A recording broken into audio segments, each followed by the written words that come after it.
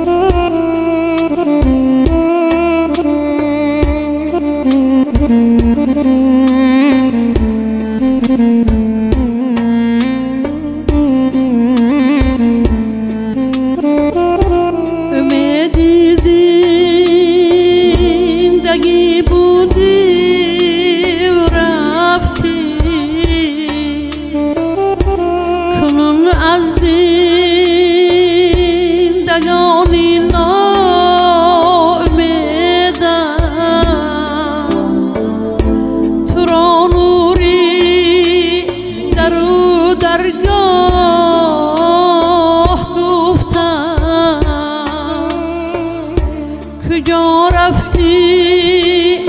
ایا بختی سفیدم، تو در عینی کمالات غرق آبود، منی افسرده پابندی عذابم، دلی مادر بلنگارو خرابه، زهاری اقربا در اضطرابه، منی افسرده پابندی عذابه.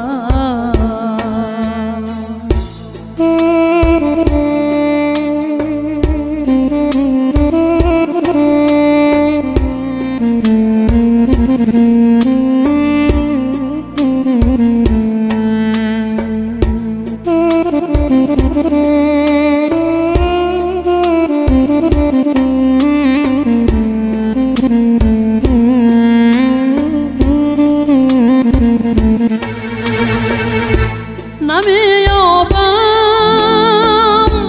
دیگر دولت علی را،